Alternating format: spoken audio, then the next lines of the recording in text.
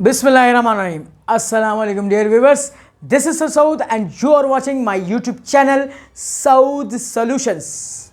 आज के video lecture में मैं आपके लिए लेकर आया हूं एक सिक्वल पार्ट। और सिक्वल पार्ट क्या चल रहा है, सोल्यूशन ऑफ ईकेट पास पेपर सीरीज हम सॉल्व कर रहे हैं और एनईडी का 2017 का होने वाला पेपर हम सॉल्व कर रहे हैं। आइए आज हम देखते हैं कि हमारे वीडियो लेक्चर में कौन से एमसीक्यूज शामिल है। एमसीक्यूज नंबर 16, इसके बाद 17, 18, 19 एंड 20 है। और अब 16 की जानिब हम बढ़ते हैं कि 16 एमसीक्यूज हमसे क्या पूछ रहा है। ये कह रहा है कि इफ ए मैट्रिक्स दिया हुआ है and A is equal to A की पावर टी, यानी कि सिमेट्रिक मैट्रिक्स है ये गिवन, देन क्या होगा। क्या ए ऑप्शन में x इज इक्वल टू 9 आएगा और y इज इक्वल टू 7 आएगा, या फिर बी ऑप्शन में x plus y is equal to 7 आएगा, या सी ऑप्शन में x is equal to y आएगा और डी ऑप्शन में नन ऑफ दीज आएगा। तो इस्तेमाल करते हैं इसकी डेफिनेशन जो हमें गिवन है। Condition a is equal to A की पावर टी, ए की जगह ए मैट्रिक्स रख देते हैं 7x y 9 is equal to, ये बराबर आएगा ए की पावर टी ट्रांसपोज। इसी मैट्रिक्स का ट्रांसपोज निकालने, ट्रांसपोज का मतलब होता है रोज को कॉलम में तब्दील कर देना। तो इसका मतलब है यहां पर हो जाएगा 7x को आप लिखेंगे 7x और y9 को y9। अब बीच में इक्वलिटी साइन है तो हम इसको इक्वेट कराएंगे। 7 7 से इक्वेट होगा, इसके बाद x is equal to y के बराबर हो जाएगा और यहां से भी इक्वेट करेंगे तो x is equal to y, यानी कि कहीं से भी कर लें तो x is equal to y ही आएगा। तो अब कंडीशन से मिला के देखिए कि कहां पे मिल रहा है। x is equal to y C option से मैच कर रहा है, तो ये C option is the right option. इस सॉल्यूशन को नोट डाउन कर लीजिएगा अपने पास।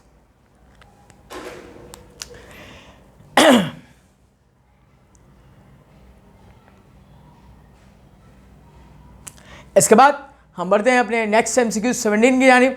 How many different arrangements can be made by using all the letters of the word. Equation की अरेंजमेंट करनी है, ये परमुटेशन का सवाल है। अब पहले तो ये देखें जो वर्ड आपको दिया जा रहा है क्या उसमें लेटर्स रिपीट कर रहे हैं या नहीं कर रहे। तो इक्वेशन में कोई भी वर्ड या लेटर रिपीट नहीं हो रहा है, तो इसका मतलब है ये डिस्टिंक्ट परमुटेशन का सवाल है। ये क्या है, डिस्टिंक्ट परमुटेशन का सवाल है। मैं यहां पर इसका सॉल्यूशन करूंगा। तो सबसे पहले मैं यहां पर लिखता हूं इक्वेशन वर्ड। अब इसमें कोई लेटर रिपीट नहीं कर रहा, पहले तो इसको काउंट करूंगा 1 2 3 4 5 6 7 8। नाउ n की वैल्यू बिकम्स टू 8 हो गई। अब डिस्टिंक्ट परमुटेशन का फॉर्मूला जस्ट ये होता है कि n of s is equal to n factorial वेस कर देते हैं। तो n कितना है 8 फैक्टोरियल।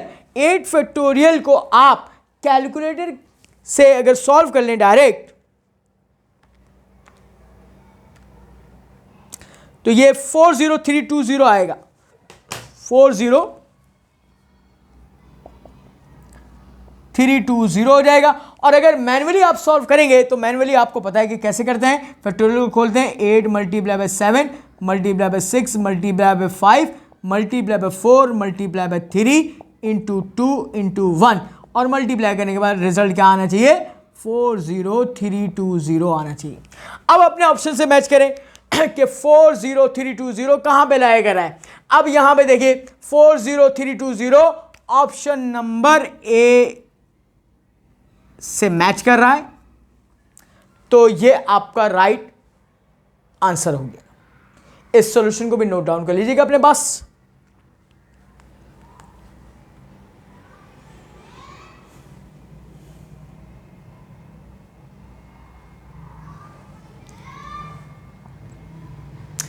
इसके बाद हम बढ़ते हैं अपने नेक्स्ट एमसीक्यूज 18 की जानिब। कह रहा है अ bag contains 2 red marbles, 2 yellow and 2 blue marbles. Find the probability, probability मालूम करना है of picking a red marble, कि एक रेड मार्बल आ जाए। तो मैं इस सॉल्यूशन को रिमूव करता हूं।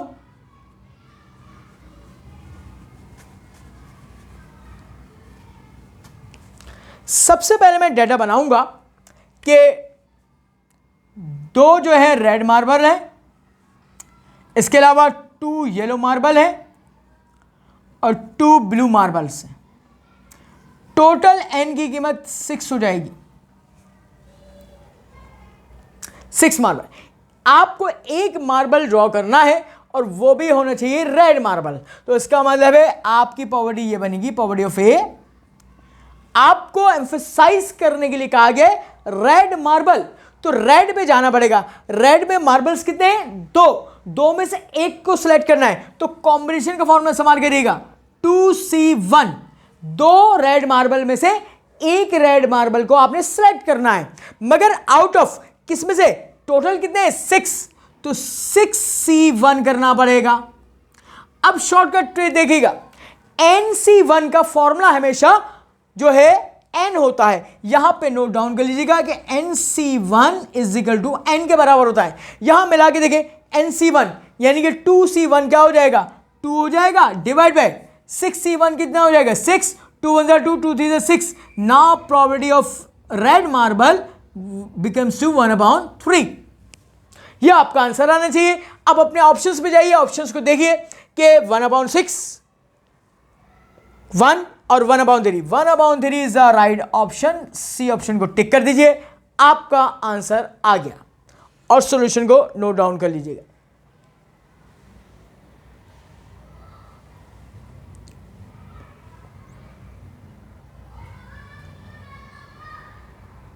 इसके बाद हम बढ़ते हैं अपने 19th MCQs की जानिब।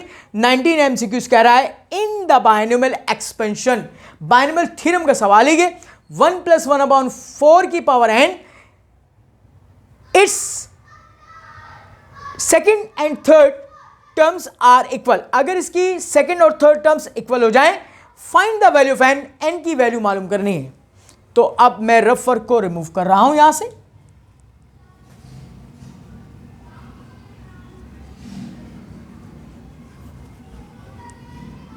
सबसे पहले मैं यहां पर यह लिखूंगा कि मुझे एक्सप्रेशन दिया हुआ जा रहा है 1 + 1/4 की power n।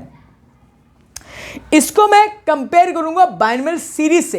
Exercise 8.5 first year mathematics. Binomial series हमने क्या पढ़ी थी?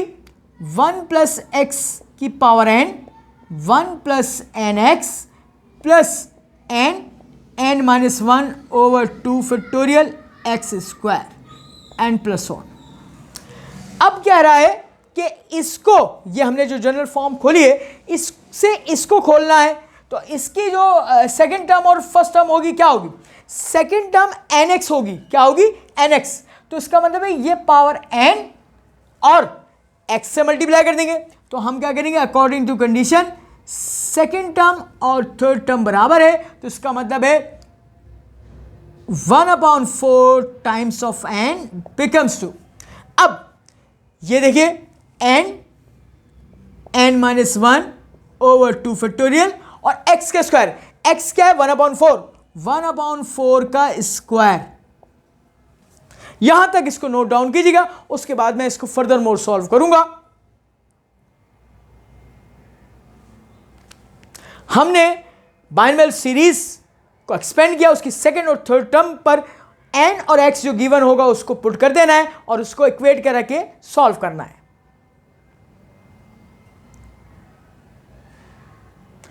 अब जरा और से देखिए, तो यहां पर n से n कैंसिल आउट हो जाएगा।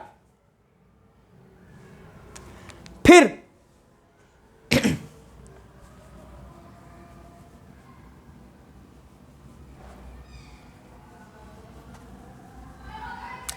यहां देखिए 1/4 बचा। यहां पे n -1 बचेगा। इसके बाद 2 फैक्टोरियल 2 के बराबर होता है, 2 × 1 2 और मल्टीप्लाई है 1/4 का स्क्वायर, 1/4 16 हो जाएगा। 4 1 4, 4 4 16। यहां पे बचा 1 = n -1 ओवर 4 2 8, क्रॉस मल्टीप्लाई करेगा 8 1 8 = n -1। नाउ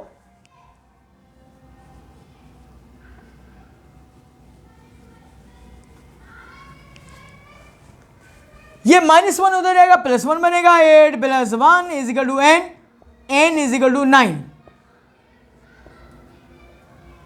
तो इसका मतलब n की कीमत क्या आ गई, 9 आ गई। अपने ऑप्शन से मैच करना है, पहला ऑप्शन ही ए 9 से मैच कर रहा है, आपका आंसर ए होगा। इसको राइट टिक कर दीजिएगा, आपने ये एमसीक्यू सॉल्व कर लिया।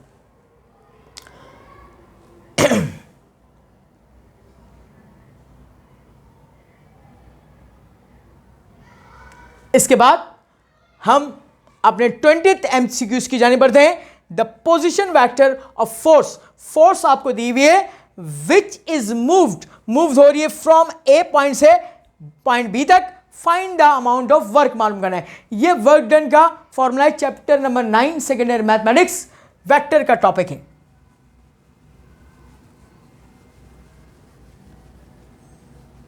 अब यहां पे देखिए आपके पास फोर्स क्या गिवन है, 2i + 5j। अब आपने क्या करना है, डिस्प्लेसमेंट वेक्टर मालूम करना है। डिस्प्लेसमेंट वेक्टर b - a होगा। इसका मतलब b पॉइंट क्या है, 4,5 माइनस a पॉइंट 1,1।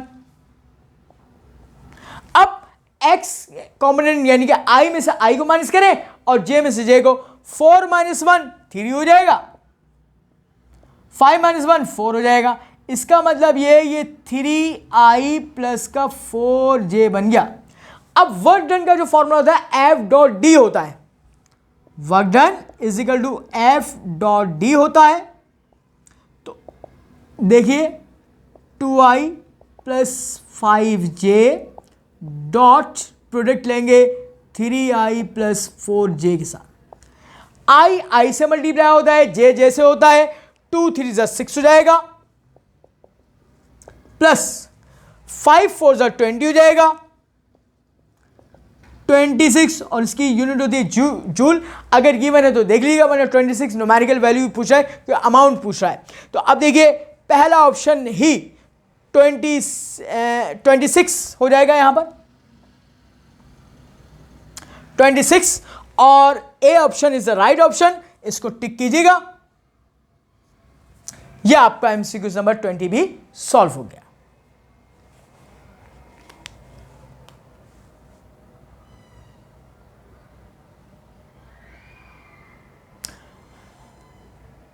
और इसके साथ ही स्टूडेंट्स मैं अपना आज का वीडियो लेक्चर यहीं पर एंड करता हूं। मजीद नए एमसीक्यूज के सोल्यूशन को जानने के लिए देखते रहिएगा साउथ सॉल्यूशंस। इसको सब्सक्राइब करना ना भूलिएगा, लाइक भी करें, अपने दोस्तों के साथ शेयर करें। अपना बहुत ख्याल रखिएगा। अल्लाह हाफ़िज़।